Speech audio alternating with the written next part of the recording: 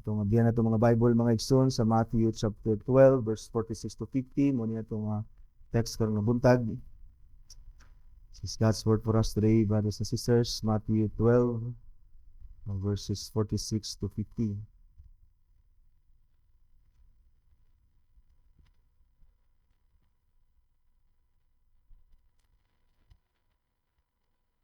Hear the reading of the word of God. This is God's word for us today.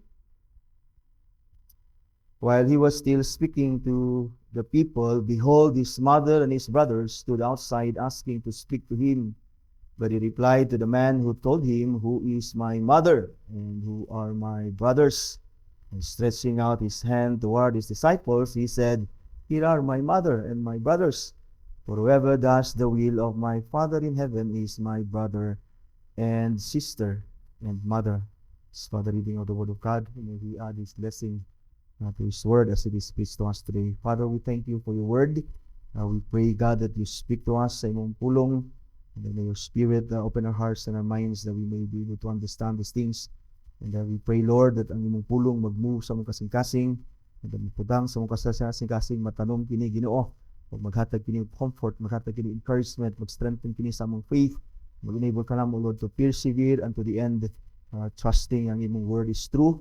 And we pray that you ikaw magpanalangin ka namo, gimuni-muni nga fruitful ang imong pulong, maghatag kini og kahimuan sa mga kinabuhi, may work in us that we is pleasing unto you, Lord, that we all of us may glorify thee and thank thee as our God.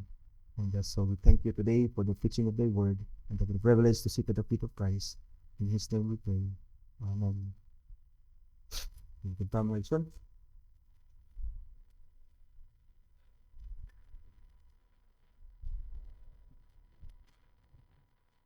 Ako nang gitahitulan ang sermon this morning of how Christ values believers. How the Lord values ang iyahang mga magtutuo ngadto kaniya mga igsoon nga dili kini nga basta-basta ni Ginoong Hesus mga igsoon, ang kaniyahang mga followers, ang iyang mga believers mga igsoon. Kanata sa last nga portion or last nga mga verses, if you notice sa to ang study sa chapter 12 nanata sa di nata tumoy na gid ta. Wala na ko ni gi-include mga igsoon sa atong last nga sermon because mura kung imong tan-awon manotice nimo nga detached kaayo ang gitawag nga maong text nato karon nga buntag sa gitawag og context sa Matthew chapter 12 mga igsoon, diin nga si Christ he was not into, or rather he was into kanibitang pagtudlo ug prove sa iyang kaugalingon nga he is performing those miracles by the power of the Spirit and so on, di ba? And ang last nga context na atong nabasa or atong natun-an last Lord's Day nga si Christ, wala siya mo give in sa command sa mga scribes and the Pharisees who were seeking for a sign, di ba? Wala niya gitubag kini og iya kini nga gingnan nga evil kani nga generation, adulterous generation asking for a sign. And then si Jesus hatag siya lang og sign of Jonah mga igsoon, and then nagtudlo siya og how yan naghatag sa parable nga kini nga generation is evil. It is because wala sila mutuo kang Christ and even the gospel, the good news of the kingdom of God na gi-preach niya ngadto kanila mga igsoon. So detached kaayo ang mao nga text nato sa previous nga or rather sa context sa gitawag og chapter 12 mga igsoon. But I believe nga gi-appeal ni Mateo mga igsoon nga di rin si Jesus dinhi while he was teaching nga interrupt siya sa iyang earthly nga family. Gi-appeal ni Mateo is because probably by sa setting si Christ was teaching ani nga time, and then na-happen ni by God's providence and circumstances nga nahitabo ni nga naa ang iyang mga igsuon na ang iyang inahan na gusto makigistorya niya. So medyo natural ni nga sequence ba sa iyang narrative. That's why probably gi-appeal ni Matthew, but certainly it is more than that nga gibutang ni Matthew, because I believe na si Matthew was interested sa pronouncement or sa words that Jesus uttered ani nga portion sa iyang narrative, di ba? So wala ko ni gi-appeal kay medyo detached, but si Matthew yan ni gi-appeal perhaps again natural ni nga part sa iyang narration, and that while Jesus was still speaking to the people, and then gi-appeal niya because again he was interested sa the words that the Lord uttered ani mga igsoon. Na kung namay pangutana nga atong kinahanglan ipangutana sa chapter 12, if there is a question that needs to be asked in chapter 12 sa Matthew mga igsoon is, whose side are you? Namay pangutana nga atong ipangutana sa chapter 12 is, whose side are you? Are you with Christ or are you against Christ? Namay pangutana, mao kini nga pangutana, because early on in this chapter, we saw the hostility of the Pharisees towards the Lord Jesus Christ and tried to draw people away from Him by slandering Him. Ang mga tao and the Lord Jesus Christ, minaw, butay mo na din ito. When Christ, di ba, performed the miracle, people were divided. Di ba, daghan, buot na mutuo. They considered that this must be the son of David, and others and the Pharisees were trying to divide the people, draw the people away from Christ. So na yung division, nagakahitabo nga igsoon, ani nga chapter 12. And then in verse 20, si Jesus issued these words, muning gingon ni Jesus sa verse 30, if you remember, whoever is not with me is against me, and whoever does not gather with me scatter. Showing that to Christ there are only two sides to which we belong. It is either we are with Him or against Him. There is no neutral ground. Now, if you are not with Christ, you are against Christ. And the question again is, whose side are you? Di ba? Dili ta pwede mo yun. Di ko maglabot-labot. Di ba? Wala ko kang Christ, dili po ko kang against kang Christ. So there is no such thing as neutral ground. We either are for Christ or with Christ or against the Lord Jesus Christ. Those who are on Christ's side are those who truly believe and put their trust in Him. But what I want us to consider this morning sa atong text mga igsoon is that how the Lord Jesus Christ values those people who follow Him. So again, na ay division, even ang kalibutan karon mga igsoon is divided only into bisan pa og daghan kayo religion, but all the religions of the world are divided only into, di ba, Christians and the rest of the pagan and satanic and demonic and false religions mga igsoon. Join all religions against Christianity. You see, so divided ang tanan, and there are those who belong to God, to Jesus Christ, and those who are not. So the question is, asa ka na? But if you are a believer in the Lord Jesus Christ, you certainly belong to the Lord Jesus Christ. But again, ang atong focus this morning sa atong text is how the Lord values us. So that as well, ato sa siya ma-value, di ba? Kung atong masabtan on how the Lord values us. And there are three ways the Lord values His followers din. So mubura niya atong sermon today. There are three ways the Lord values His followers din. Jesus sees them as family. And second, Jesus gives them priority. He said this is how He values us. And then Jesus gives them new identity. So this is muna itong i-consider karon. So we are on Christ's side. Wala tagi basta-basta ni Christ. He values us so much that first, Jesus sees us as His family. And then while He was still speaking to the people, behold, His mother and His brothers stood outside asking to speak to Him. But He replied to the man who told Him, who is my mother and who are my brothers? And stretching out His hand toward His disciples, He said, here are my mother and my brothers.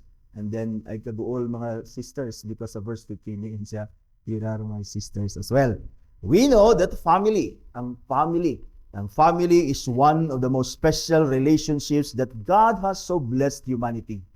Have you noticed nga ang panimalay, ang family, usana kanindot kay sa nga tanan, special nga relationship that the Lord had blessed humanity with. There is no relationship so special that we feel so naturally loved in the family. There is no other relationship dinhi sa kalibutan mga igsoon that we naturally are cared for, protected, and have the sense of belongingness than family relationships. I don't know if imo nang na-notice mga igsoon, ay mga panahon na gusto ta mo appeal sa mga komunidad or unsa na nga mga organizations, di ba? Ay one thing ang belong ta sa ilaha, ang magbaton tag sense of belongingness, but there's nothing compared to blessing nga gihatag sa Ginoo nga natay panimalay, that dili na ta magmaningkamot, dili na ta og, di ba, mag-apply, dili na ta og unsa pa na initiation, belong ta excuse me, ana nga grupo mga igsoon, naturally lang na ay care, na ay love, na ay protection and sense of belongingness dias panimalay. No one is without family. Walay naa nato dinhi mga igsoon nga walay panimalay. nga wala ni belong sa usa ka panimalay. You see, family is essential to our survival and even our existence, di ba? Ang atong mga panimalay. We all came from a family, and when we grow up, we build our own family. We do not do away with family. That is how wonderful this blessing is. It is God's special blessings to His people and even to humanity, mga igsoon. Now here, sa atong text, mga igsoon, si Jesus, His earthly family, His mother, His brothers and His sisters probably, na adini, mga igsoon, and probably among them were James and Jude, wanted to speak to Jesus, but Jesus replied to the man who told him that his family was outside wanting to speak to him with a question. Ang tubag ni Jesus is question, who is my mother and who are my brothers? You see, no doubt that Jesus loves His earthly family. There is no question, anak, mga igsoon. Of course, wala ni magpasabot that si Jesus, He denied this earthly family. No doubt Jesus loves them. No doubt Jesus cares for them. Luke tells us that Jesus submitted to His earthly father and parents, or rather father and mother, while He was even a child. In John chapter 7, His brothers who did not believe in Him, though they speak rudely to Christ, di ba? Christ was so patient with them. He was so patient with them, though wala niya gi-rebuke sternly, wala niya gi-oppose ang iyang mga igsoon na nag-insulto sa iya. Isa gusto makatango sikat adto dito sa Jerusalem. Pakita dito ayaw tago dire, di ba? He was insulted, he was rudely spoken of by his brothers, na nakalimot sila that he was his elder brother. And yes, si Christ, mga igsoon, wala siya mo palag, wala siya mo respond negatively. It is because all this, nagpadayag na si Jesus, He loved His brothers, He loved His siblings, He loved His mother, He loved His family. Jesus, in fact, upheld the 10 commandments to love God and to love our neighbor as the greatest commandments. That Jesus, no doubt, honored His parents. No doubt, Jesus loved His neighbor as well as He loved His siblings. Wala na question, mga igsoon. Jesus here never rejected His attachment to or the responsibility He has for His immediate family. The scriptures tell us how He cares for His mother, in fact, before He died on the cross. Ipakita sa scripture, and si Jesus, before He died, He entrusted His mother. Di ba? He cared for His mother. He loved His mother. Yan, gisalig kani sa iyahang pinaka-beloved na disciple ngayang masaligan na mo si John. And even after His resurrection, Christ was so mindful sa salvation sa iyang mga igsoon. That is why atong mabasa sa text nga si James, the brother of Jesus, and even si Jude, the brother of James, and perhaps the brother of Jesus, became believers. Because Christ appeared to them after His resurrection. That's how we see that the Lord indeed cares for His earthly family. He was a blessing from God. He was a blessing from the Lord Jesus Christ Himself, because He is our Creator, He is our God. Siya'y nag-bless nato with family. So no doubt the Lord loves His family, and saying here, who is my mother and who are my brothers, and pointing towards His disciples that these are my mother, my brothers, and my sisters. It does not mean that si Christ, He rejects His family. He cannot do that, because He Himself is the one who blessed us with family. The earthly family is a blessing to Jesus. It is a blessing from Him. It is a blessing from the Father. But He did not neglect His family. But si Jesus, He just simply value more His spiritual family. Jesus saying here, who is my mother and who are my brothers, is not denying His earthly family, but simply wanting to show us that He values and sees those who follow Him and those who believe in Him as His spiritual family. And stretching out His hand toward His disciples, ningon siya, here are my mother and my brothers. Family in both senses, earthly and spiritual, carries the idea of intimacy and closeness. Kung na may pinakasuod kayo nato ng mga tao, kung na may pinaka-intimate kayo nato ng mga tao, kung na may pinaka-love kayo nato ng mga tao, those who belong to our family. To Christ, earthly and spiritual is the same. Though it is the same, but He values more kaning gitawag nga spiritual niya nga family, mga igsoon. Jesus, treating His followers family, is showing His love, His closeness, and His affection to them. that He sees them special sa iya. That He loves them dearly and that He loves them individually. Mother, brothers, and sisters. Dili lang kay love ka ni Jesus generally as His brothers and sisters. Individually, He knows us by name. In fact, Paul called the church, which is the church of the living God, as the household of God, in 1 Timothy chapter 3:15, all of us here in this local church are brothers and sisters in Christ, and Christ is our elder brother. Hebrews chapter 2 verse 11, ingon din ingon sa tuwa that Jesus is not even ashamed to call us, to call Christians, to call all believers His brothers. This includes again sisters. And Romans chapter 8 verse 29, ingon si Paul, for those whom He foreknew, He also predestined to be conformed to the image of His Son, in order that He might be, that is, Jesus might be the firstborn, the elder, among many brothers. 1 Timothy chapter 5 verse 1 and 2 na ingon si Paul, as he instructed the church, do not rebuke an older man, but encourage him as you would a father, younger men as brothers, older women as mothers, younger women as sisters in all purity. Why do we have to treat older men as fathers in the church, older women as mothers, and so on and so forth? Why do we treat them as family? Because the answer is, we are indeed family in the Lord. As a family, we should love and care for each other. If Christ sees and treats every one of us as family, if Christ treats us as brothers and sisters, there is no reason why we should not treat one another as such. But ang problem na nato when treating one another as family, as brothers and sisters in Christ, is we treat them as we treat our brothers and sisters in our earthly, physical families. Dili dapat inana. We should treat one another as a family the way Jesus treats us. And not the way we treat our own earthly families, because siguro daghan sa ato, we don't truly love our families. Daghan away, magsuon ga away ta, di ba? Remember, Christ's family is a spiritual family, and that we should treat each other and love each other and be patient and kind and be good to one another as the Spirit empowers us to do these things. We cannot love one another in the church the way we love our earthly parents, our earthly brothers and sisters. Dili na to na pwede mahimo dili. In fact, we should love them as well as Christians, wherein empowered by the Spirit of God to love even our earthly brothers and sisters.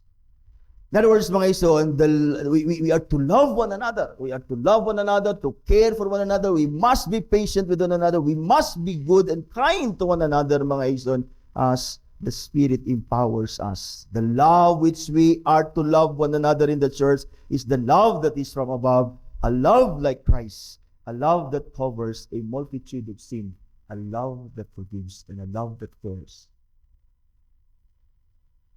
That is, sa 1 Corinthians pa lang, mga ison, sa 1 Corinthians 13:4-8, a love nga itong gikinglanan is a love that is patient and kind. A love that does not envy or boast, a love that is not arrogant, that is not rude, a love that does not insist on its own way, a love that is not irritable or resentful, a love that does not rejoice at wrongdoing, but rejoices with the truth, a love that bears all things, believes all things, hopes all things, endures all things, a love that never ends. You see, we love one another as brothers and sisters. We are family, and yet we love one another as we love one another with our earthly kind of love, our fleshly kind of love. That may gugma lang ta sa panahon nga maayo, maghimo sila maayo sa tuwa. Pag di nataganahan sa ila, kay maka-offend sila sa atua, then, even ang ilang offense, ang ilang fault, dili na ito mapasaylo. And yet, we call one another sa simbahan family, and then, wingon ta, brothers and sisters ta in Christ. But ang atong sayop, mga igsoon, is we don't love one another as the Lord loves us. We don't value one another as a church and as a family, rather, the way the Lord values us as His family, mga. So let us honor Jesus Christ as our brother. It is He, mga igsuon, na nahimo nga He treated us as His brothers and His sisters. That is how we treat one another as well. That is how we treat one another, mga isun. As we treat one another as brothers and sisters, the way the Lord treats us, we honor Christ. We honor Him as our elder brother. Di ba? Ang mga magulang diya sulod sa panimalay, di ba, muna yung mamadlong, di ba, sa mga isuon, mga magpamadlong, di ba, muna yung maghusay, muna yung mag-iusa sa manang magsuon. But sad to say nga there are mga isuon, mga manghod na di gid musubay sa ilang mga magulang. But that should not be so dili sa simbahan. Christ is our elder brother. Na gusto niya nga magkausa ta, gusto niya nga magkahilig-ugmay ta, gusto niya that we care for one another. And let us treat one another as a family the way the Lord treats us. Again, older men as fathers, older women as mothers, young men as brothers, and young women as sisters. Though Jesus did not reject his attachment to or his responsibility dinhi sa iyang immediate family, but nonetheless, he values his spiritual family above or more than his earthly family, mga igsoon. So naay gitawag na sense nga of priority ni Christ ang iyang gitawag na earthly or rather spiritual family. And this leads us sa atong second point, mga igsoon. Jesus gives them priority. So while he was still speaking to the people, behold, his mother and his brothers stood outside, asking to speak to him. Wata kabalo, wala gisulti ni Matthew dinhi, unsay urgency dani, unsay tuyo nila, basin yanhin na pud ni sila kay ilang badlungon si Christ, ipapauli dito sila. Di ba? Basin inana, but wala na gisulti ni Matthew, mga igsoon. Perhaps or certainly ang ilang tuyo kan Jesus is very urgent, is very important. Dili lang sila kasulod dito sa balay wherein si Christ dito because the place was so crowded. And so they asked somebody to ask the Lord Jesus or to tell the Lord Jesus Christ that they are outside and wanted to talk to him. But ang tubag ni Jesus sa ilaha, who is my mother and who are my brothers? And again, stretching out his hand toward his disciples, he said, here are my mother and my brothers. Di ba rin mo makita ang priority, yung ipakita ni Jesus sa ila? Not only that He values them more, but He also gives them priority because He values them. He did not go out and talk to his family dito nga nasa gawas. Wala niya gi-cancel ang iyang teaching session ani nga mga tao and then go out with his family. Though He loved his family, but He loved more those who believed in Him. And He has given them priority over His earthly family who did not believe in Him. We know while Christ nasa kalibutan, ang iyang mga igsuon, dili gid gatuyon niya, siguro gawas sa iyang mama nga si Mary because kabalo si Mary that si Jesus was the Son of God, na iyang gianak. And then, dini, mga igsuon, so makita na ito ang value ni Jesus, di ba? Na iyang mga igsuon, he was interrupted sa iyang teaching session, mga igsuon, and there comes his earthly family. His mother that he loves so, his brothers and sisters na iyang value. And yet si Jesus, wala niya giputol iyang session. Wala siya mugawas ang iyang ginan, who are my mother and my brothers. Kining na adini. He did not reject and abandon his earthly family, but he just gave again priority to his spiritual family. Why? Why did Jesus naghatag siya og value, giving them priority kaning iyahang mga gitawag na panimalay, brothers and sisters? The answer is of course, kabalo si Jesus, and spiritual family is eternal family.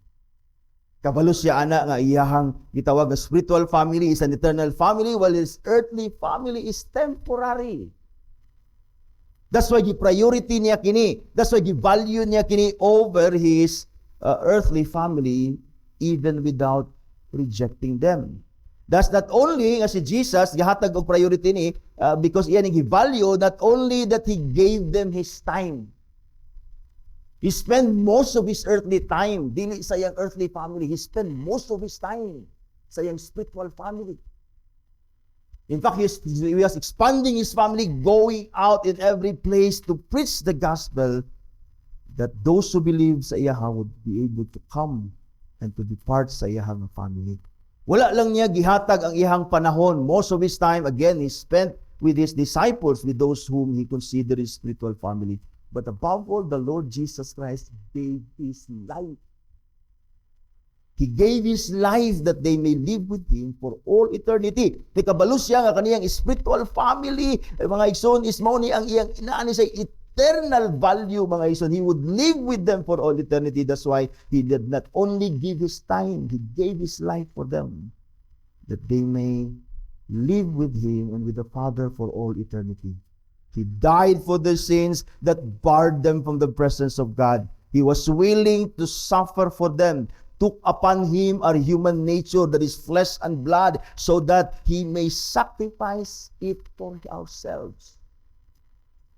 Sama sa gingon sa Hebrews chapter 2 verse 10 to 17, where He was speaking that He that is Christ, for whom and by whom all things exist, in bringing many sons to glory, should make the founder of their salvation perfect through suffering. He suffered for us. For He who sanctifies and those who are sanctified, all have one source. That is why He is not ashamed to behold our brother, saying, ningon siya, I will tell of your name to my brothers. He tells the Father. He was so proud. He values us. In siya, I will tell of your name to my brothers. In the midst of the congregation, I sing your praise. And again, I will put my trust in Him. And again, behold, I and the children of God has given me.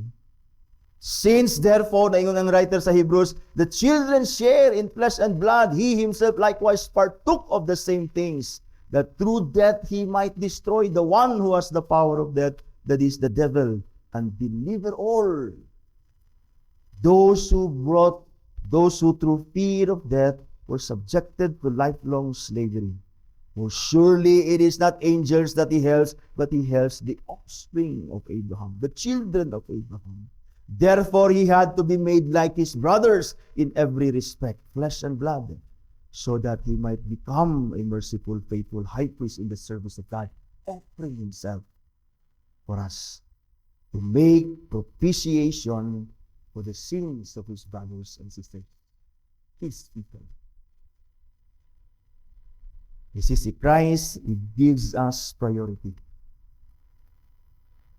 He gives His time, and above all, He gives His life for us. He did not abandon His earthly family. He just gave priority to His spiritual family. You see, we see this even, when He entrusted His mother sa iyahang beloved disciple, mga isan. Before Christ breathed His last breath, you see, wala niya gi-abandon ang iyang earthly family. Makita lang niyo, nala siya priority. John 19, 26, 27, when Jesus saw His mother, now at this moment, He was hanging on the cross in pain. And when He saw His mother and His disciple, whom He loved, standing nearby, He said to His mother, Woman, behold your son. Then He said to the disciple, Behold your mother. And from that hour, the disciple took her to his own house.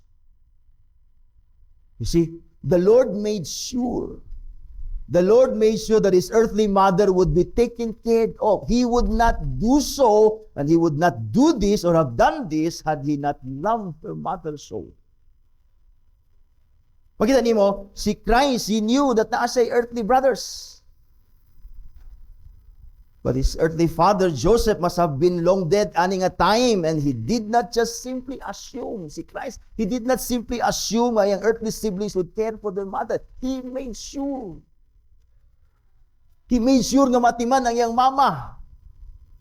That's why, iya kining gisalig dili ni bisan kinsa. Wala galing nagisalig ni Pedro, kay wa mas Pedro din gidagan man. Gisalig niya kang John because si John was the only disciple who stood at the cross of Christ. Na wala siya mudagan. Gisalig niya ang iyang inahan. Aning usa ka faithful na disciple. You know, a faithful brother. That shows that indeed Christ loved His earthly family, but He just prioritized His spiritual family. On the other hand, after the resurrection of Christ, after He accomplished what is necessary for the salvation of His spiritual family, sige, prioritize niya yung spiritual family, He must redeem His spiritual family. He must redeem sinners. He must redeem those who believe in Him, those the Father has chosen before the foundation of the world and has given unto the Lord Jesus Christ as His brothers and sisters. He must redeem them. That's why after Christ accomplished everything necessary for the salvation of His brothers and sisters, Jesus appeared to His earthly brother James, and perhaps to Jude as well, because nahimo sila mga believers eh. James became the bishop of Jerusalem even during the time of the apostles. The apostles were present, and yet James was the head. He was the leader of the church in Jerusalem. He became bishop in Jerusalem even during the time of the apostles. He wrote the epistle of James, calling himself a servant of God and of the Lord Jesus Christ, and he addresses the readers niya sa iyang letter as brothers, my brothers, my brothers, my brothers. And certainly James as well learned from his brother, Lord Jesus Christ, that he values more and he prioritizes more his his spiritual brothers and sisters as the Lord did. Jude as well became a leader in the church for sure. He wrote the epistle bearing his name Jude, kanang Jude nato nga letter diha. There he calls himself a servant of Jesus Christ and a brother of James. He was the brother of James, the writer of the book of James, or the letter of James, the brother of Christ.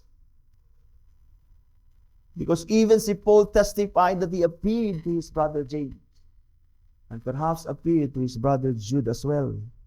Brother of Jude may be one of those 500 people who witnessed the resurrection of Christ.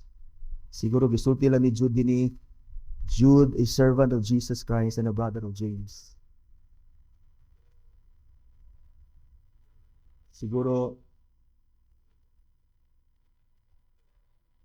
dili niya makaya ba nga sa earthly life and ministry ni Christ, he lived with Christ, he grew up with Christ, and yet he did not believe Jesus as his Lord. Ingon siya nga murag, sa iya siguro murag, di siya kaingon the brother of Christ, as in earthly brother of Christ. Iya lagi pasabot that he's the brother of James, the brother of the Lord, the earthly brother of Christ. But he knew that he was now not only the brother of Christ earthly, but the brother of Christ spiritually as well. They became believers and became brothers of Christ not only in the flesh but in the spirit as well. They became members of the family of Jesus Christ. Why? Because Jesus did not abandon them, nor reject, nor deny them. He just gave only priority to his spiritual family. Wala na nila i-abandon. So, dili na ito i-abandon atong earthly family. Though we prioritize, we give priority sa atong spiritual family, the brothers and sisters in the Lord, but di na ito sila limtan. We are not to reject them. We are not to disregard them. We are to continue to pray and to preach the gospel to them and ask the Lord that the Lord would grant them faith and repentance in Christ, that they may become part of the family of the Lord Jesus Christ. He just gave priority to his spiritual family because he knew that later, or that the latter, the spiritual family, is eternal and the former is temporal. Jesus, pag-ingon niya sa Matthew chapter 10, verse 37-39, ato ni nagianin siya, whoever loves father and mother more than me is not worthy of me. And whoever loves son and daughter more than me is not worthy of me. Christ is saying, whoever loves his earthly family more than me is not worthy of me. And whoever does not take up his cross and follow me is not worthy of me. And whoever finds his life will lose it, and whoever loses his life for my sake will find it. Certainly, Christ is not teaching here that we must not love our families. He's just saying to us that we must love our earthly family and Him more than anybody else. Because Christ is saying, if I have loved you much, would deserve ba si Christ of our loving Him less? If He has given us priority not only of His time, He came on earth to spend time with His earthly, I mean, his spiritual family. He gave His life for us.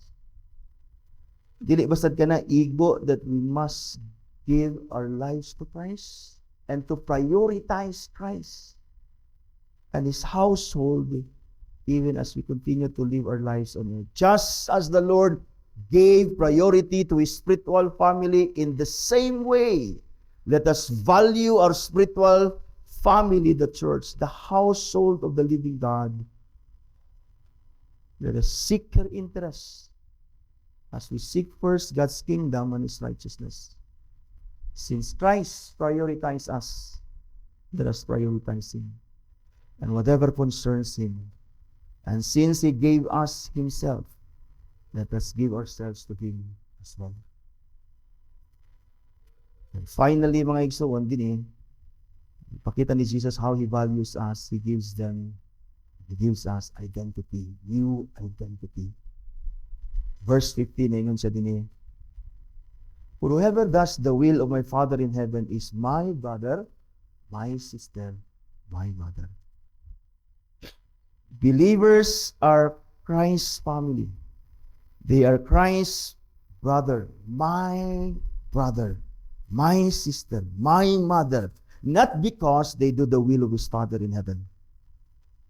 Wala ta nahimong mga igsuon ni Christ because we do the will of His Father in heaven. It is the other way around. Because nahimutang mga anak sa Dios, or either nahimutang naghimo sa kabubuton sa Dios, because we are His brothers and sisters.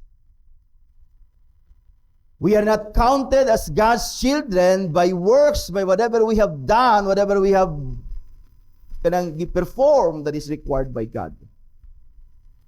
But we are counted as God's children by faith in the Lord Jesus Christ alone. And so wala ta nahimo nga mga anak sa Dios kay naghimo ta siyang kabubuton. But naghimo ta siyang kabubuton kay mga anak ta sa Dios. That's why we acknowledge ta ni Christ as His brothers and sisters because we do the will of the Father. Even si Christ, the Father was so well pleased kang Christ. The only reason for that is si Christ does the will of His Father who is in heaven. We are counted as God's children by works of whatever we do and not do, but by faith in Christ alone. Ngunit gitudlo ni John sa iyang Gospel, John chapter 1, verse 11-13, He came to His own, and His own people did not receive Him. But to all who did receive Him, nagiklaro ni John, what does it mean to receive the Lord? Who believe in His name. To trust in the Lord Jesus Christ. He gave them the right to become children of God, who were born not of blood, nor of the will of the flesh, nor of the will of man, but of the will of God. In other words, nahimutang mga anak sa Dios, dili tungod kay naghimo ta sa iyang kabubuton, kundi by the will of God that we will find ourselves in the Lord Jesus Christ. That through Christ, our sins are forgiven, and that we're given a new heart as a children of God, that we would obey Him, and we do His will from our hearts. Even so Jesus, verse 50, whoever does the will of my Father in heaven is my brother, my sister, and my mother. The same thing, nagisulti ni Jesus or gi-emphasize ni Jesus sa Matthew chapter 7 verse 21. Ato nagiyan din siya, not everyone who says to me, Lord, Lord, will enter the kingdom of heaven, but the one who does the will of my Father who is in heaven. Mura gyapon ang gisulti ni Christ, well, He reject those who claim to know Him and yet did not do the will of the Father. The question is, what is the will of the Father in heaven? For us. The answer is nasa John chapter 6 verse 30. Si Jesus mismo nagtubag niini. Diin siya, for this is the will of my Father, that everyone who looks to the Son and believes in Him should have eternal life, and I will raise him up on the last day. In other words, the will of the Father for us is to look to Christ. To look to Christ for our forgiveness of sin, to look to Christ for our salvation, to look to Christ that we may have eternal life. In other words, we become children of God, not because we obey the Father, but because of Christ. Christ is the Son of God, and everyone who is in Christ is Christ's brothers and sisters. And therefore, Those who are in Christ are sons and daughters of God in Him and through Him. Galatians chapter 3, verse 26 to 27, For in Christ Jesus, you are all sons of God through faith. For as many as you were baptized into Christ and have put on Christ becomes sons and daughters of God.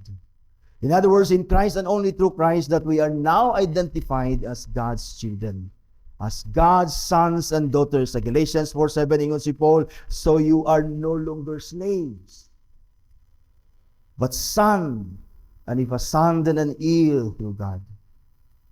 This is our new identity in Christ. We are no longer slaves. We are no longer sons of disobedience. We are no longer children of the devil, no longer children of wrath, but children of God. Ephesians 1:3-6, ingon si Paul, Blessed be the God and the Father of our Lord Jesus Christ, who has blessed us in Christ with every spiritual blessings in the heavenly places, even as He chose us in Him before the foundation of the world, that we should be holy and blameless before Him. In love, He predestined us for adoption to Himself as sons through Jesus Christ our Lord. This is according to the purpose of His will, with the praise of His glorious grace, with which He loves us and blessed us in the beloved. 1 John chapter 3, verse 1, muna nakaingon si John, See what kind of love the Father has given to us, that we should be called children of God. We are no longer sons of disobedience, but children of God.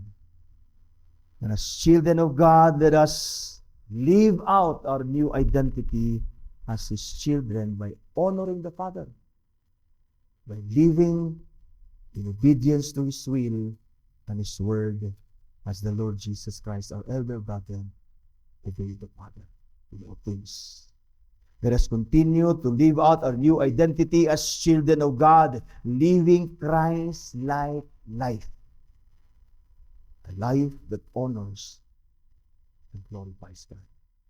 You see, even see Jesus the night before He was crucified and before He died, in other words, before He crucified, sa iyahang prayer unto His Father, that is, na nasa sa end sa iyang life, He already lived all His earthly life. He said, Father, I have glorified Thy name. And we know that our chief end is to glorify God and to enjoy Him forever. Brothers and sisters, we're no longer sons of the devil. We're no longer children of wrath. Like si Paul, before we were children of disobedience, we don't obey the Father. Now that we are children of God, sons and daughters, our new identity in Christ, let us obey the Father as the Lord Jesus Christ, our elder brother, obeys Him. Here in our text, brothers and sisters, Jesus uses the moment, katong moment na niadto ang iyahang earthly parents to radically enlarge the idea of what it means to be a family. Si Christ, He defines family by attachment to His Father in heaven, and not only by those who related through by birth or by blood. Even the children of Abraham are the spiritual children of Abraham, those who believe in the Lord Jesus Christ. Pakita ni Christ din ni mga igsoon, to Christ He values those who are in Him, who believes and follows Him as His true believers. He treated them and sees them as His true relatives.